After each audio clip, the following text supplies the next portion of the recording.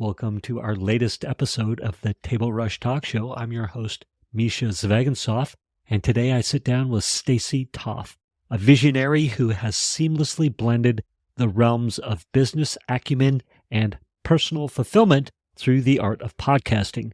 Join us as Stacy unveils her journey from the corporate ladder to the heart of her home, where she now shapes the future of holistic wellness and business growth, one episode at a time.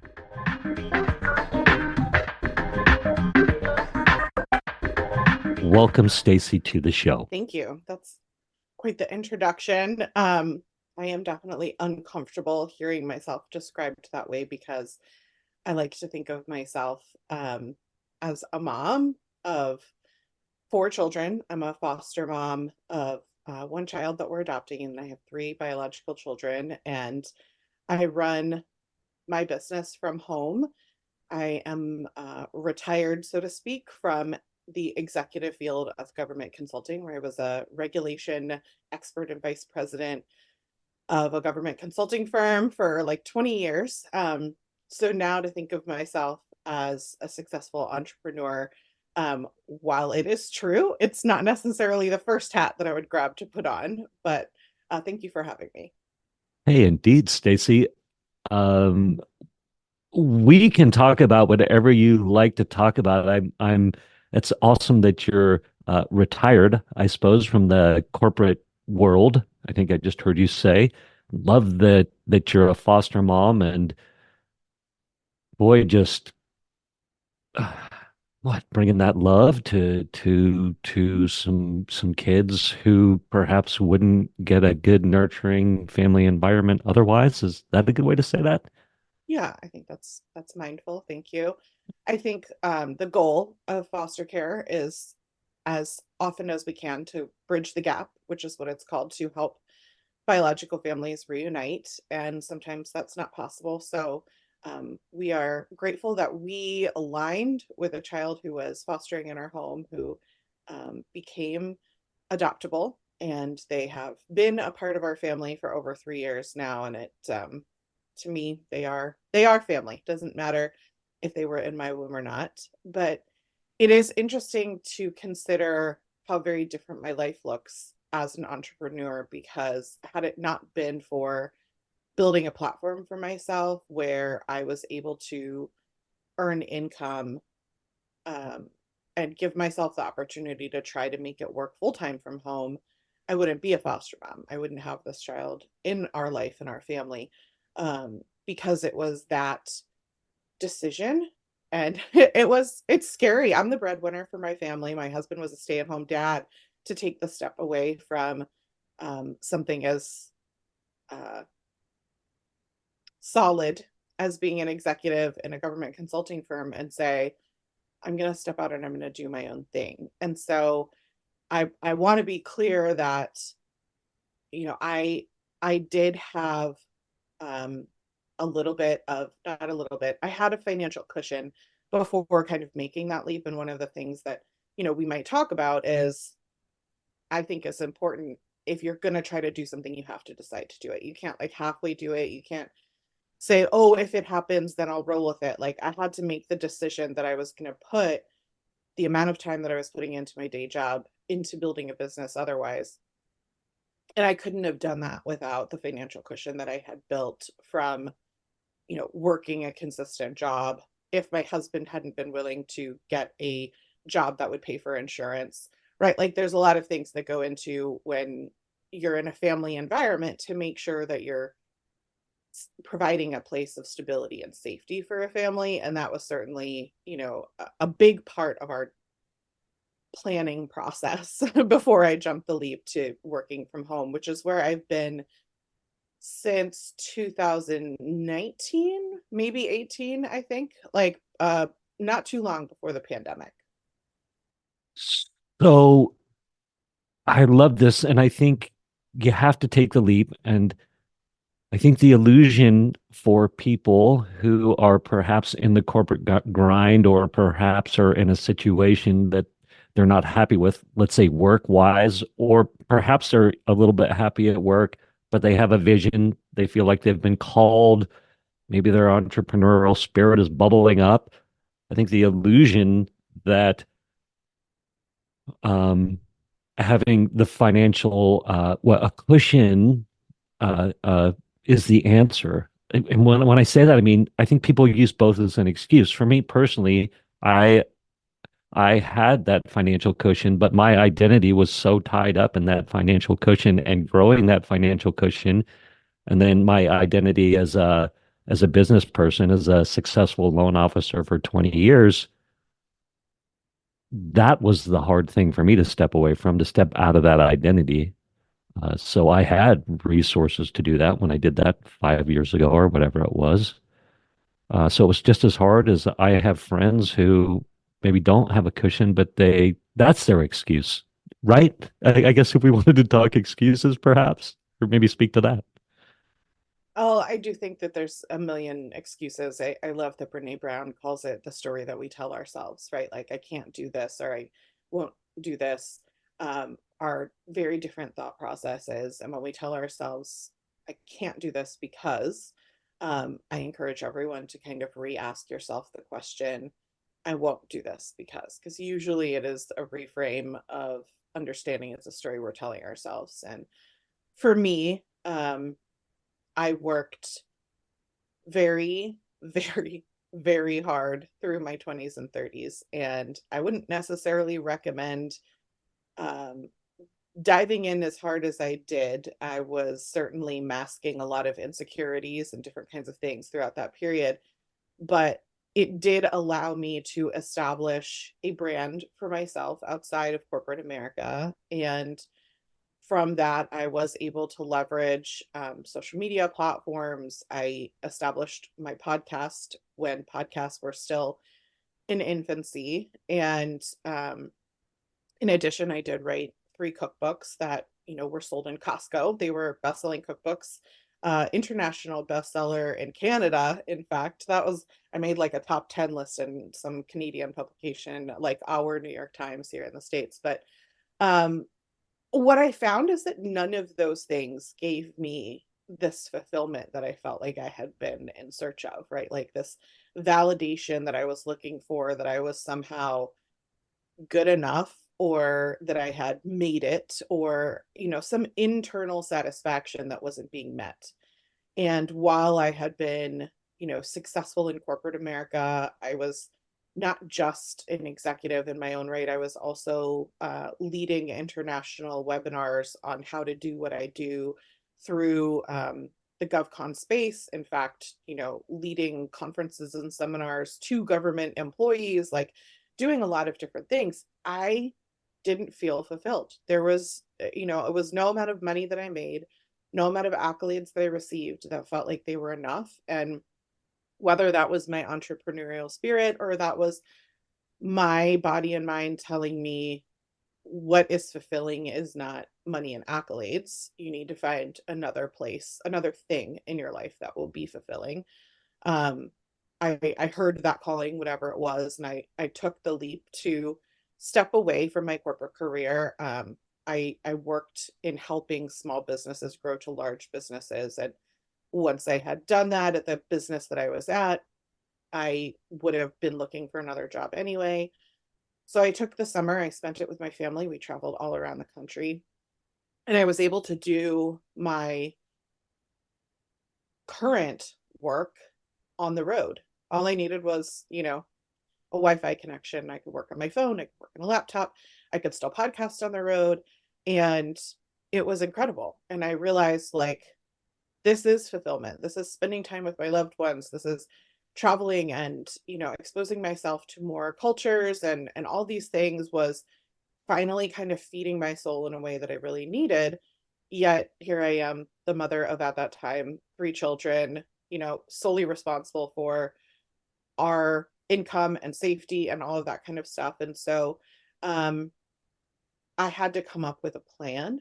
And that plan is now where I am several years later. And my podcast is now on a network, and I'm able to pay my mortgage with the income that I make from podcast revenue. And I think that living in that space of awe and gratitude is also something that not only has helped me connect to my success and, um, you know, live in gratitude, which is tied with happiness, but also to acknowledge that I couldn't be here without the community of people who support me. And that is definitely an ongoing message that I would share with all entrepreneurs, is to not get lost in your own success and to live in the humility that, every day it is the people who download your podcast, who engage with you on social media, who, for me, buy that skincare product that allows me to live this life that is so meaningful,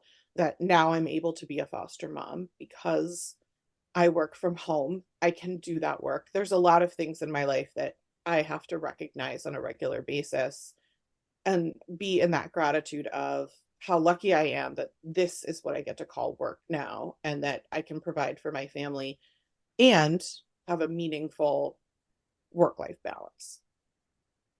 Incredible and inspiring. And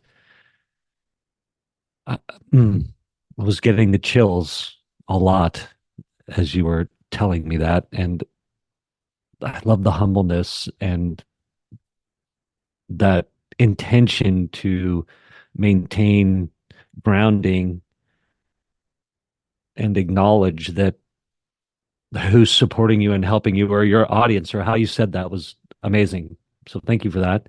Um, Really quick, anybody listening, watching, can go check out your podcast right now, The Whole View.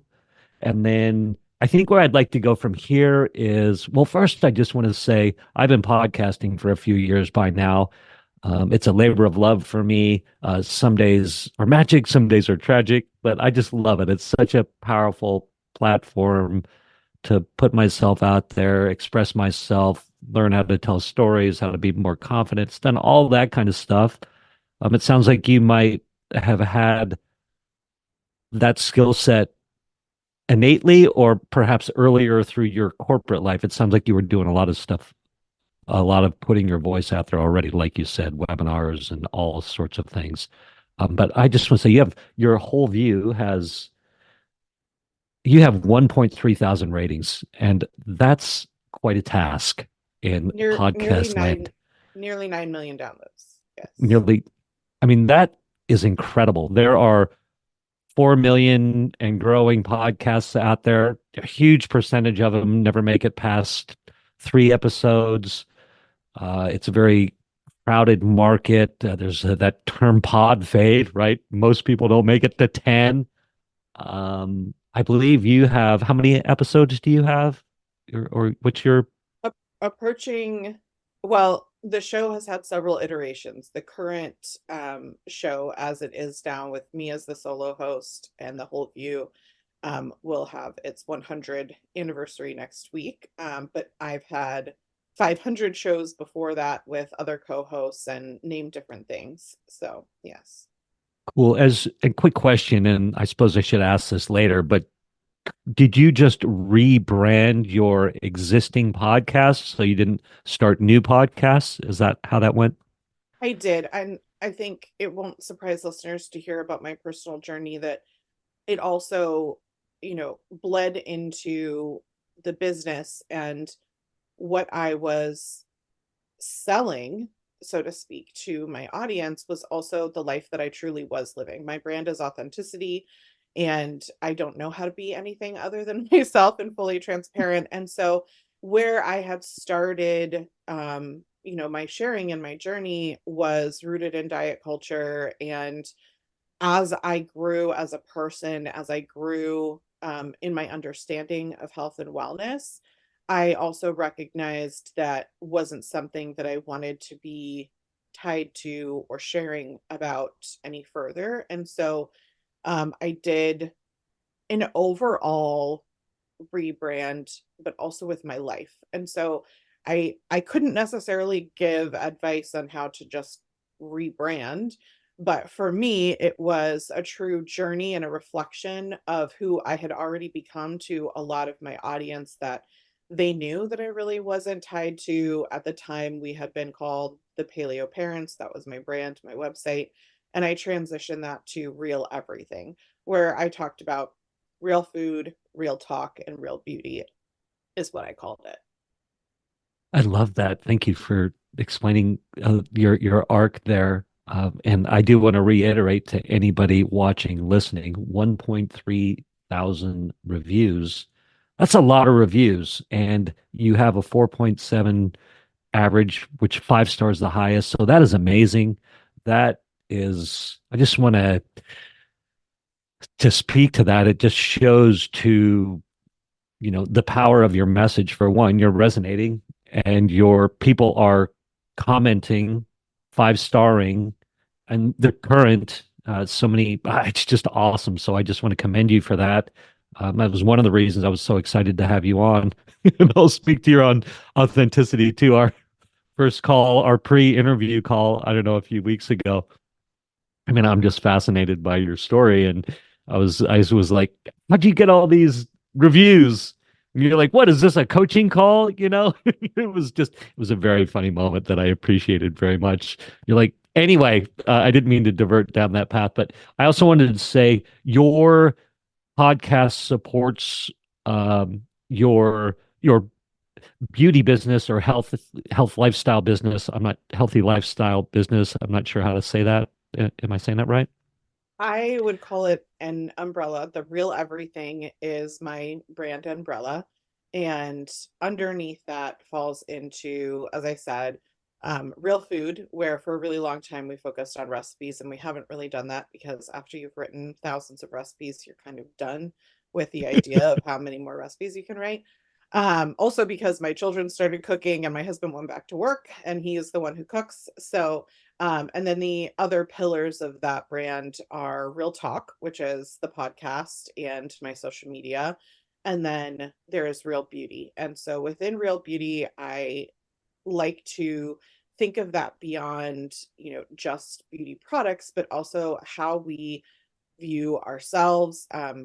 I don't know how, what your makeup of your audience is. I'm assuming more male than mine because mine is almost entirely either uh, femme identifying or somewhere in that category. And so for me, I talk a lot about how we perceive our own beauty, right? Our own sense of self-worth and how we care for ourselves all falls into that, as well as the idea of trying to fuel ourselves with clean food led me to understand how important what we put on our body is, and moving to products that are safer, that are not um, linked to carcinogens and all of those kinds of things became this really important topic that nobody was talking about when I started 7 or 8 years ago. And so now I think there's a lot of education. We've seen articles in the paper about benzene in our sunscreen, which is a known carcinogen, not safe in any sort of volume.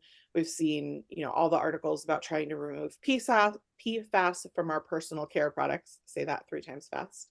Um, and then, there's also all these articles about um, what we don't know about talc, for example. I don't know if you've seen the articles years ago where the FDA had tried to get the brand who was supplying the makeup products for Claire's. They have like little makeup palettes for children, and they were found to have asbestos in them, and the FDA did not have the ability to recall those items because in the United States, the FDA can't recall personal care items. And so part of what really drew me to this part of my business was I did have a really long career in federal regulation. That's, where my root was.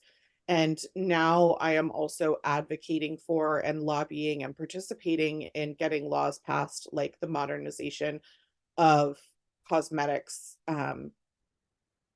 re-regulation reformation act. I forgot what MOCRA stands for, but that was enacted at the very end of 2022 because of years of work of lobbying and things that trying to put safer products into the hands of everyone.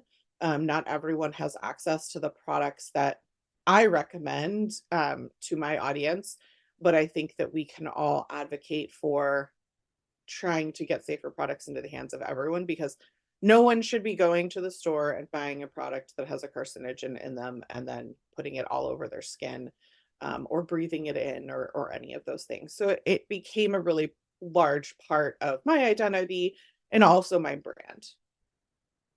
It sounds so ridiculous to hear you say that, that people can still go to the counter and buy things that and put Oh, carcinogens on their absolutely. skin. I mean, It is shocking to me, and most people don't realize how bad it is. They don't realize that not a single product that is in their current cabinet has been tested for safety for their use.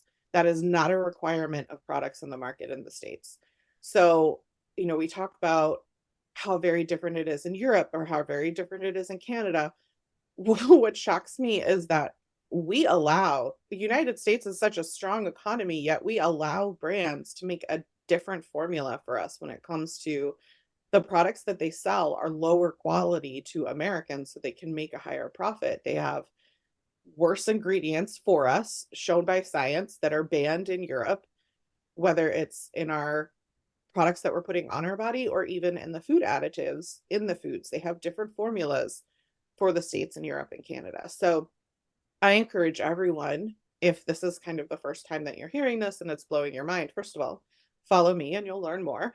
But also, you can use an app called EWG. It's the Environmental Working Groups app. It's a free app, and you can look up by scanning the barcode of products that you already own, and it will tell you the risk rating. They have it for home cleaning products. They just came out with one for mattresses. But the ones that I use the most often are the cleaning products and the personal care products, because it's really, really difficult to look at those lists of ingredients in those kinds of products and know what you're looking at unless you have a chemistry degree.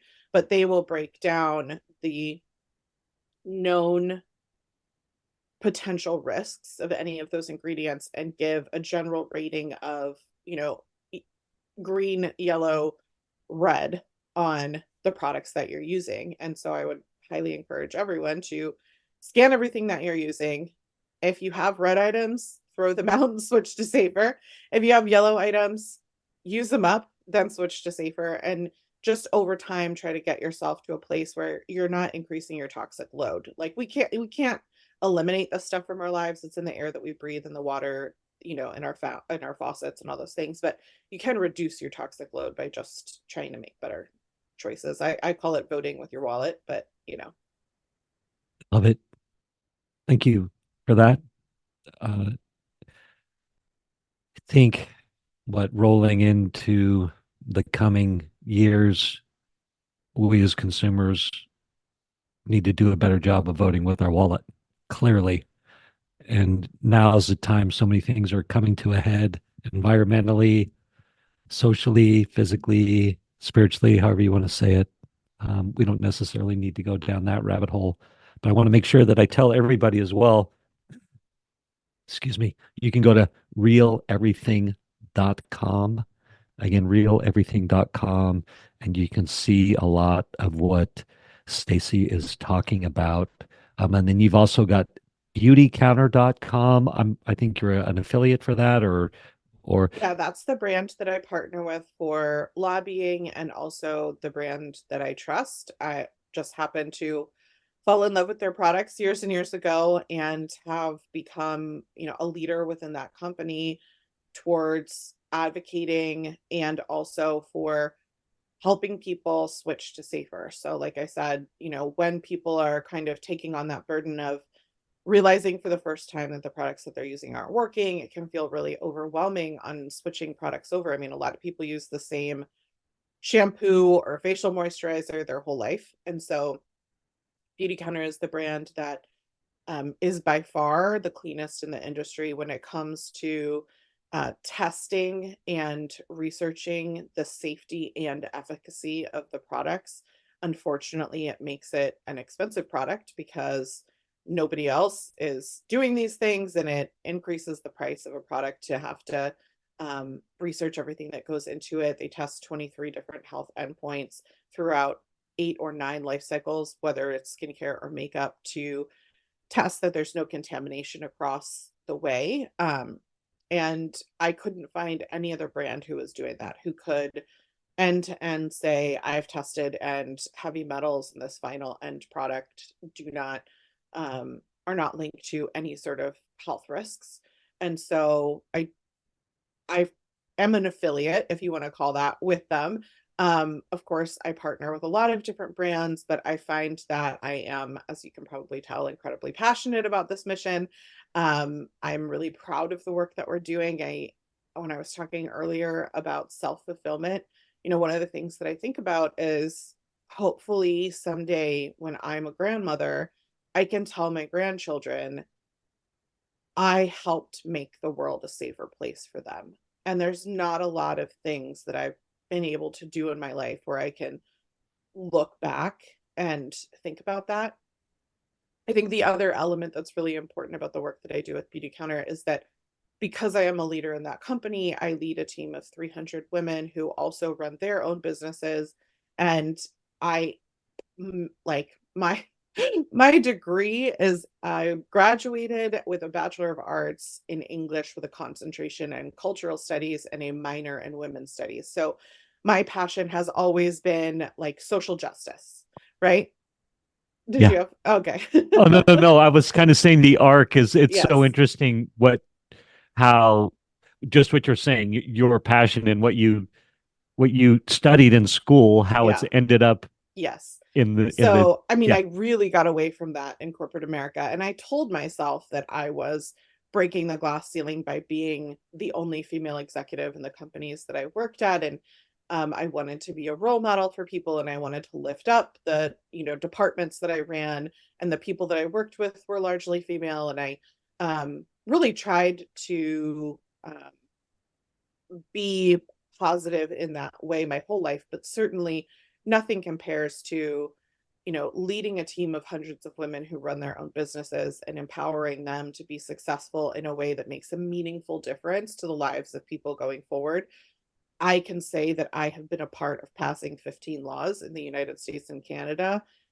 And I couldn't, there's nothing about the work that I was doing at GovCon before that I felt the same kind of pride about. So I do think that it is a large part of where I spend my time and my brand, but that's because it's both meaningful and it is where about half of my income comes from. And so, the time that I put into my podcast, the time that I put into my beauty counter business, there's a lot of other things that I do. There's a lot of other brands that I partner with, but I think as an entrepreneur, as a mom with a limited time, all of these things, right? We have to decide where we're getting the best return on our own investment when it comes to our time.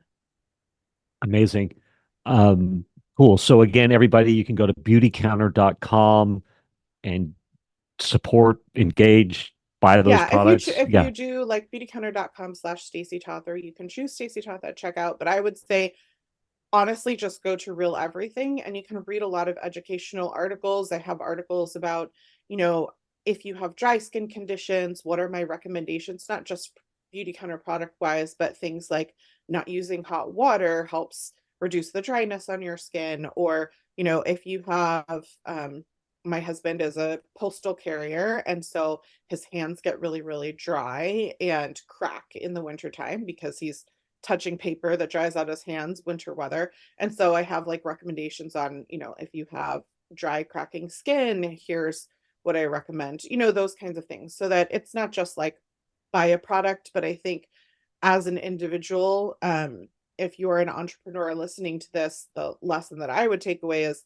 I'm not saying buy the product. I'm saying, let me help you understand why you need my product and how it will benefit you. And from there, if someone decides to shop with me, I'm obviously thrilled and appreciate that. But my goal is to educate more than anything else. And so you'll find that information on Real Everything. And of course, products that I recommend or different things will be linked there for you. Cool. Amazing. I do want to say I do have a good chunk of my audience are females. For whatever reason, I tend to speak heart-centered language, which resonates with a lot of females. If you want to term it that way. I obviously come across very male. I'm very masculine looking. So, um, but where was I going to go with that? I think where I'd like to go next is you said a couple things. One, your podcast pays your mortgage, and then on a pre-call that we had, you had spoken to how you love what did you say? Um, Oh, you like products that replenish as being your favorite niche. But perhaps we could talk about A, how does your podcast pay your mortgage? And then B, is it's podcast is top of funnel and then it flows through to real everything. And then maybe you could talk us through that. Does that make sense? Yeah, sure. I mean, we've talked a lot about my beauty counter business, so I'll just finish that conversation and Okay. say, from an entrepreneurial perspective, if someone is looking at selling a product that needs to be replenished is going to bring customers back to buy from you. And I think that's where um, understanding the market that you're going into, right? If you're selling an online course, is there something they're going to learn from you where they're going to want to learn more about a specific niche in a second online course? Or, um, when it was recipes, it was like, well, they're going to make a recipe, they're going to love it, and they're going to come back for another recipe. So if you're selling somebody something like a purse or earrings, it's harder to get them to come back and consistently buy over and over and over again. And I think definitely one of the things that the pandemic did for our buying patterns was teach us how much stuff we had that we didn't need, because we all spent time in our house going through and throwing away things. And so people are much more inclined to purchase things that are adding value to their life and are um, fulfilling a need that they have, instead of realizing that they were just kind of using retail therapy to buy a bunch of stuff that sat in their closet that then they needed to give away later. So that's what I meant by replenishables, is kind of like being aware of your consumer and how to um, choose something that will bring them back, and providing the service that brings them back, whether it's the product that performs, but also in my case, it's education, it's advocacy. I do a lot of donating and fundraisings. People know that when they support me and my small woman-owned business, that they're supporting things that are meaningful to them, and making a difference in my family's life. And so that feels important for us both as community, right? It's a community care, not just a purchase for themselves. Um, so how the business is structured. I'm an LLC. My tax person has told me I need to do something next year. And I will embark on that. Um, it requires doing payroll, and that's complicated because when you're in a commissions-based business, you don't exactly know how much you're going to make. How much you make in November is very different than how much you make in January. So we're working on what that structure looks like. But overall, for nearly a decade now, there is one LLC. We'll call it Real Everything, um, and from there, because the pillars are, underneath that, the podcast, the affiliates, and other things that I might do to earn money, like if I do coaching or, those kinds of things, all fall within the income of Real Everything. And I do a lot of travel. One of the things that I told you early on was how meaningful travel was for me and kind of an awakening. And so I usually travel once a month. And that is associated with the umbrella of Real Everything. So things that I share on social media, the life that I live, all become part of the brand and the business. And I share things like, I went to Hawaii last month with my husband for our anniversary, and of course I did an article on the blog about what were the best things that we did in Hawaii, what were the foods that we ate in Hawaii, and then it becomes part of my brand. I'm sharing my life, yes, but I'm also adding value to people's lives by saying, if you go to Oahu, these are the 4 restaurants that were our favorite, go check them out. So that's just like, it's one part of the work that I do.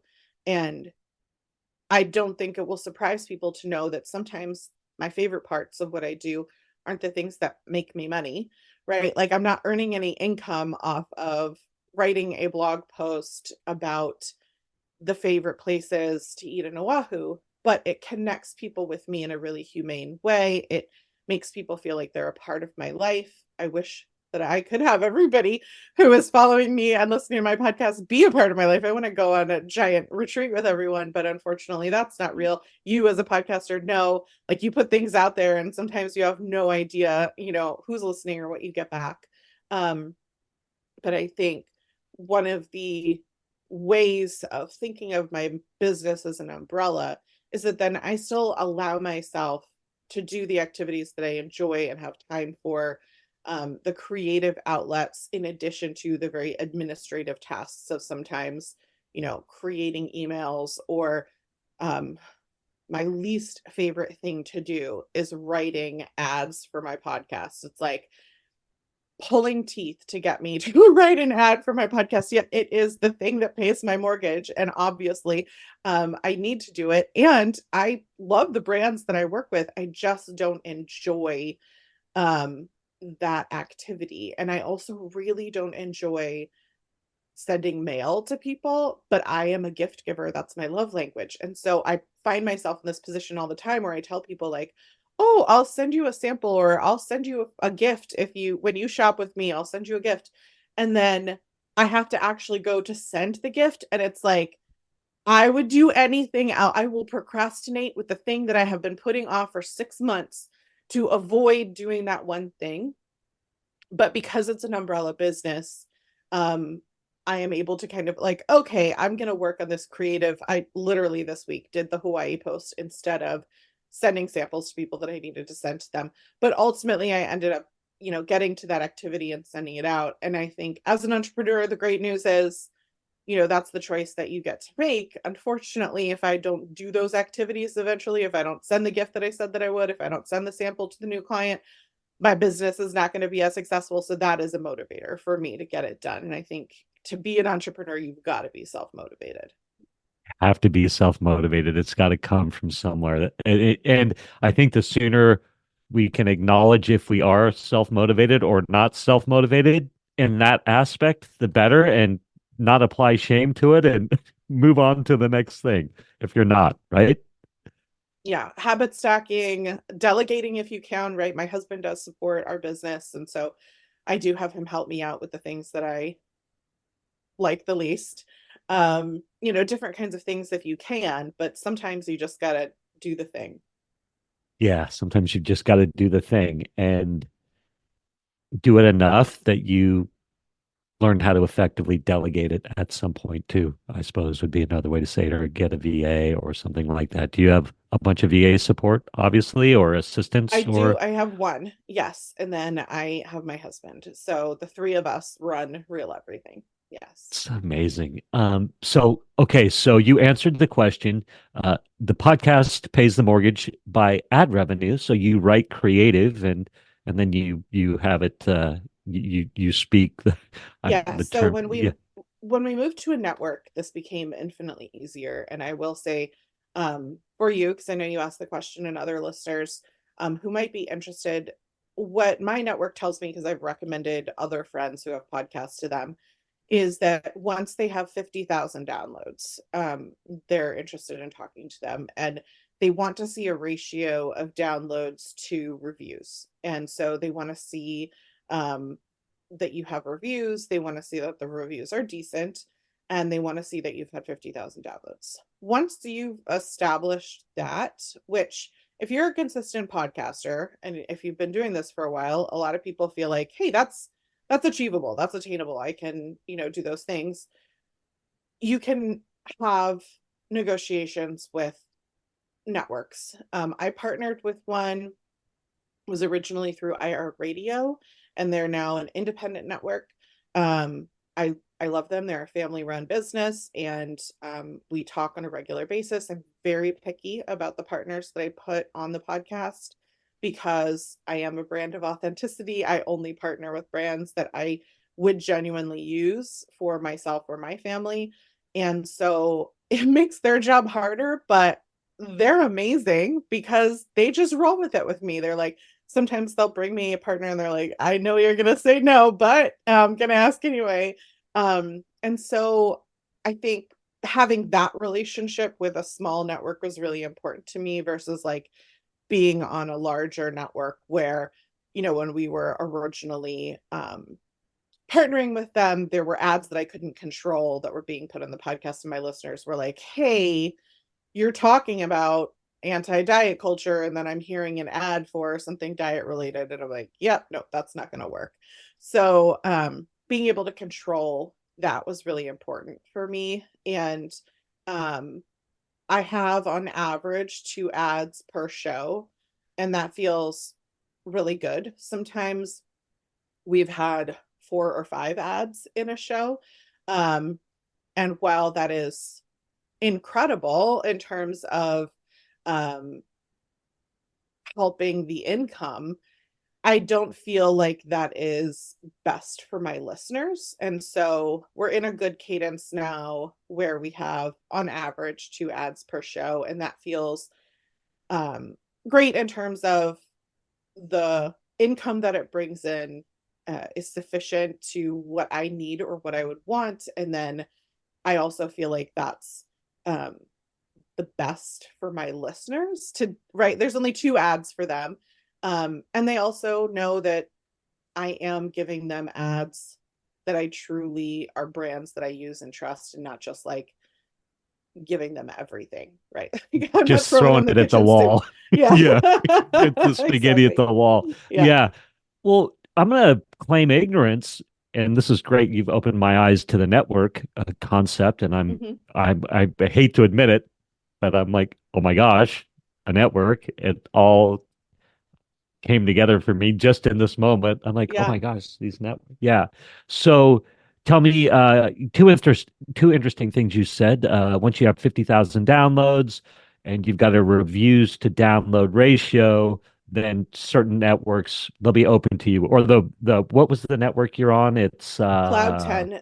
Cloud 10 Cloud. is the network I work with. Yep. Yeah, Cloud 10. Yeah. So Cloud 10 says, hey, all right, you've got your 50,000 downloads, your reviews to download ratio. Now we will bring you into the fold of Cloud 10. So from there, I guess what's my question? Question one is, what's the reviews to downloads ratio that they're hoping for, or what's good, or what? I don't have that answer. I would just say that they want, when you're talking to a network, you want them to look at your podcast and say, "Oh yeah, I could roll with this. Yeah. I could help this," right? Because one of the benefits of being on, well, there's a lot of benefits of being on a network. One, you don't have to manage your partners anymore. Before we were on a network, we had to manually work with people who would sponsor a show, and there was a lot of labor that went into that. And I want my time to be focused on the content and the guests and all that kind of stuff, and I am willing to give a percentage of that ad revenue away to the people who are finding the sponsors to begin with, right? Like, I feel symbiotic with that relationship, and I feel that it's a fair split between us, but it is a contract that is negotiated, and part of that contract also is how the show will go live. And so in some cases people send a raw file to a network, and the network edits and produces the show and puts ads in and then makes it go live. Obviously, the fee that the network would charge would be larger for the production and the publishing of the show than just booking ads, which is what we do. Because I had done the production on my show for so many years before I was on a network. I mean, part of me is a control freak, and it's like, no, you can't edit my show, right? Like, but also we have that skill. We don't need to pay for that. That's something that we can do ourselves. And so I think it's picking your battles. If you don't have that skill, and you're outsourcing that already, then bringing it in house and paying your network might be more affordable, and you know that they're doing a quality job because that is all that they do, right? So it just depends on what you're looking for. And for me, um, the convenience of not having to find someone to sponsor shows all the time. Also, I think it's, if I were a listener, I would believe it more if it were just ads versus like And this week, this brand of supplement is sponsoring the show because we're talking about a supplement that they sell. Like that feels almost like an infomercial, but oftentimes that's what I had to do, right? Is like, oh, well, I'm doing a show focused on vitamin D. Let me find a brand that wants to sponsor a show on vitamin D. And then it's an infomercial. Whereas now it's most often random in terms of which ads are associated with which show. It's sometimes I'll do like recently I did an omega-3 show and I partnered with the brand of supplements that I love that sells omega-3. But and specifically because they do testing and all the things that I talked about earlier in personal care, the same thing applies to the supplement industry, sadly. There's a lot of contamination that happens in supplements. And so the show was, a lot about that and working with a brand that I could say, this brand does the testing. And so if you want to, you know, use omega-3 that isn't contaminated with heavy metals, I can vouch for this one. But yeah, I think, looking back, I guess it is a lot to navigate and learn, but it's also been so long. I mean, I've been podcasting for so long. Sometimes I feel like the dinosaur grandma, and there's, now everybody is doing video and I record the video, but I don't know what to do with it. I put it up on social media, it flops. I put it up on YouTube, it flops. I'm like, I don't know what to do. The modern day podcast is very different from what it once was, and we do our best to keep up on that hamster wheel. Do you think that I've my perception of it now is you don't need to do video to support your podcast, meaning you don't need there to be the video episode. I think that sounds great and it's a great shiny object and definitely works for a lot of people, but I'm absolutely of the opinion now that it is not required. And I felt pressure, but I would ask you that question. You're obviously in it, I mean, more I have 4 successful. teenagers who insist that video is necessary. So I think, that's my goal for the year, is to figure that out, to um, not just throw things up there, but to research, what it takes to be successful with reaching a new market. Because I think my problem Mm. is that if you are just putting your audio podcast visually recorded up on YouTube, that is an entirely different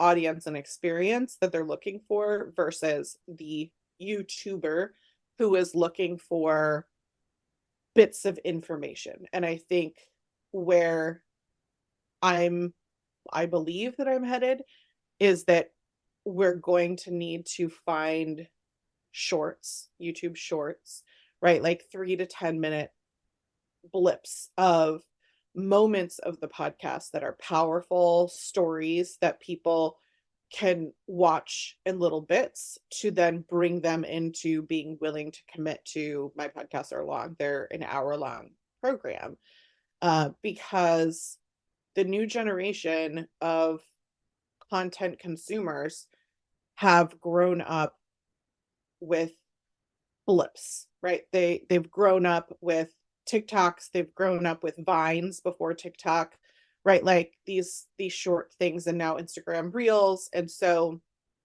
I don't just want to make an Instagram Reel that 20,000 people see. I want those 20,000 people to engage with my content. And that's where my strategy becomes a little bit different from other people who are wanting just to be social media influencers. Is like, I would rather have a smaller number of audience if that audience is engaged with me and will come download my podcast fully where the ads are, um, or to buy a product that I recommend to them versus someone that just watches my reel because it was funny.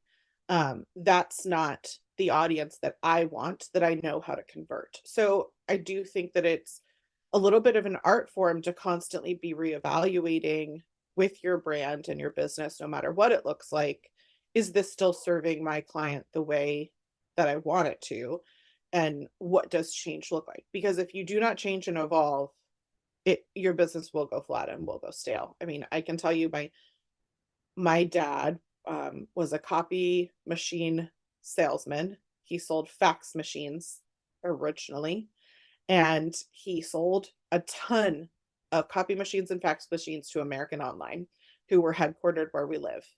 And his business was booming, supplying all of the copy and fax machines to America Online. And if my dad had not pivoted to working with other companies and learning new technologies like smart whiteboards that he sold to ultimately government contracts, right, in schools and different things like that, um, his business would be dead because nobody buys fax machines and American Online is dead, right? And so I think that kind of taught me a lesson in terms of like, you can't just be happy with what your business is today and rest on your laurels because things are always changing in life. Especially nowadays, and things can happen so fast that shift entire industries. The pandemic being a great example, shift buying patterns massively. Um, so yeah, thank you for that. I have the same vision as you. Originally, a couple years ago, I was thinking I need to get my video, just the recorded podcast up so people could visually watch it. And that's where I'm like, yeah, I don't think the value is there. I think what the value is just what you said, repurposing the content into those nuggets, into those power moments, those inspirational moments that bring that value, right? For the watcher.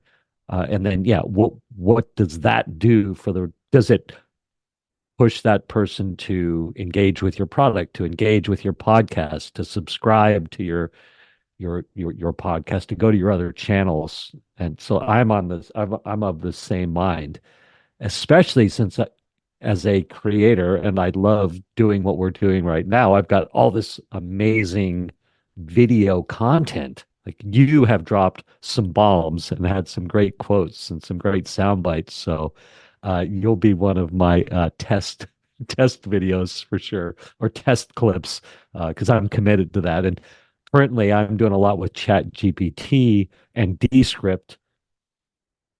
You know what Descript is? You can edit your video by moving the words around and cutting and pasting the words. And so creating chat GPT prompts that pull those nuggets out. So like I want inspirational quotes. I have these different quote groups, and then it puts it on a grid, and then it reorganizes it, and then you can just move it around in Descript. Thank you for listening to that. But I've been creating some amazing prompts to My do that. husband uses Descript because he does all the production on the show. And that's interesting for me to learn, but also that's the kind of thing where I'm like, I want nothing to do with that. Like I want to delegate to someone on my team or to hire out a service to like find the nuggets, because the last thing I want to do is to see what an AI program tells me were my best quotes. Right? Like I want to just be myself and say the things. Oh my gosh, that's amazing. That's amazing. I have a couple quick questions. And I'm not sure if we closed the loop we were talking about or not, but that's okay. Uh, so does Cloud 10 or do the networks promote the podcast, promote your podcast? They do. Yeah, that's one of the other benefits is so they also do a lot of cross promotion. So I'll do a trailer or an ad for my show that's played on somebody else's show, and then vice versa. We also do drops in each other's feeds. So for like Halloween, I did an educational show about um why we're drawn to scary things, like the health of adrenaline seeking behavior, so to speak. And that dropped on like a true crime network's feed, So we do some things like that that do help the marketing of your show when you're on a network. Cool. And when you say dropped into their feed, so you're saying RSS feed, it went Yes. into it was literally an episode on their podcast or on Yes. their show. Cool. Yeah. Awesome. So they find your partners for you. The benefits of jumping or being involved with a network. They find your partners for you. They create that, so they're creating ad revenue for you. There are production. You can offload some production to the network for a fee.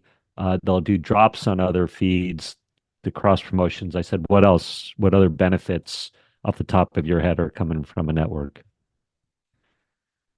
Um, Goodness. I don't I can't think of any off the top of my head other than um my personal experience with the network that I work in is that they're very encouraging. So it is nice to work with someone who gives a little bit of outside validation to hear, hey, your podcast is doing really great.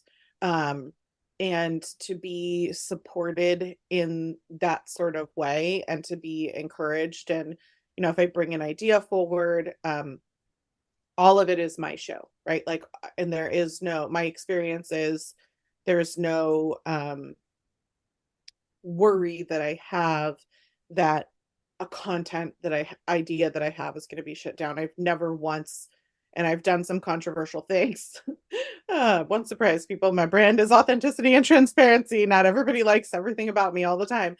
And never once has there been any pushback or anything like that because it's my show. And so I do think that it's important when you're looking for a network that you're not going to work with someone who's going to tell you what you can or can't do content wise. And I think there's a lot of that when we think about it in the media and we think about Joe Rogan's show being on Spotify. Everybody has an opinion on that, right? But ultimately, my personal opinion is that that's Joe Rogan's show. Like he's going to say what he's going to say and what network he's on or what platform he's speaking from um doesn't control that content, and they can choose to be associated with him or not. But we live in the United States of America where we have free speech. I can't even say it.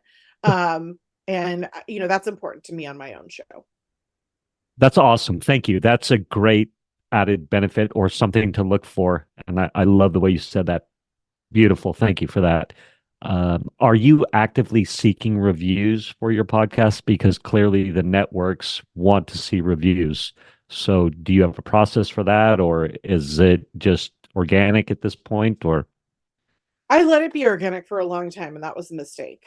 And I'll put a plug at the end of every show, like, "Oh, don't forget to leave a review." That does nothing. That does absolutely nothing.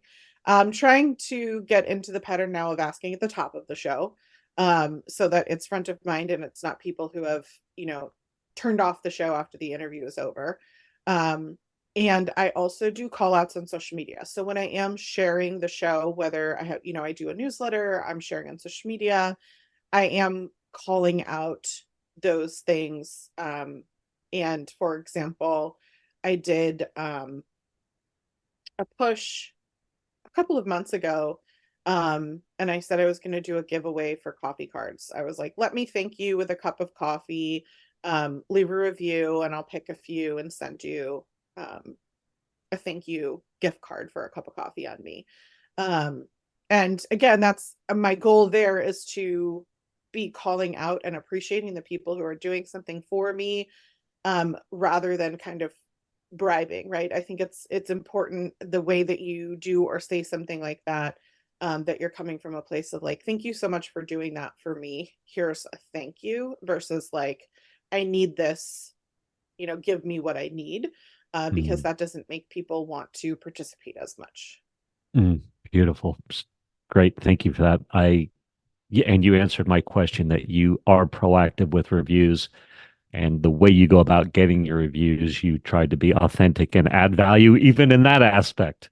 You're like, hey, like let's make this a win-win for everybody. And so I love that. Um, I could go on and on and on. You are awesome and amazing, and this has been a ton of fun. And I love your story, and I would love to hear more about the inspiration for getting your foster child or bringing him or her into the fold. Was it a him or a her? They're I actually lost. non-binary. Yeah. Oh, okay, cool.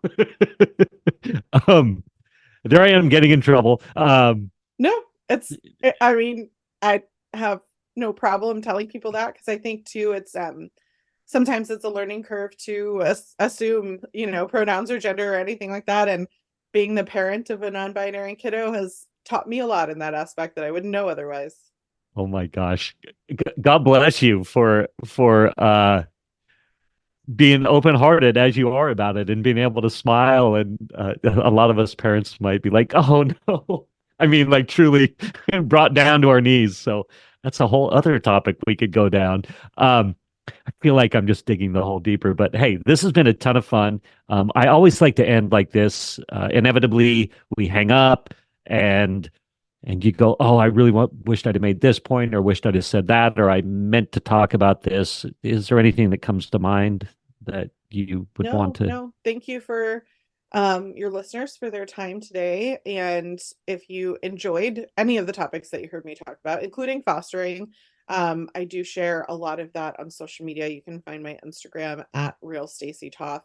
But like I said, the best place to find everything is just at realeverything.com, where my podcast will be linked. I'd be happy to send you samples of safer skincare, and you can find my socials, like all of those things. Just like my business umbrella is Real Everything. You find all those businesses at realeverything.com. Amazing, Stacy. This has been a ton of fun. You are awesome. Thank you so much. I'm going to hit stop and we'll say goodbye offline. Thank you for listening to this episode of the Table Rush Talk Show. For resources to help you sell your stuff, go to belove.media/resources. That's belove.media/resources. And be sure to subscribe, comment, 5-star, and share. Thank you again for listening.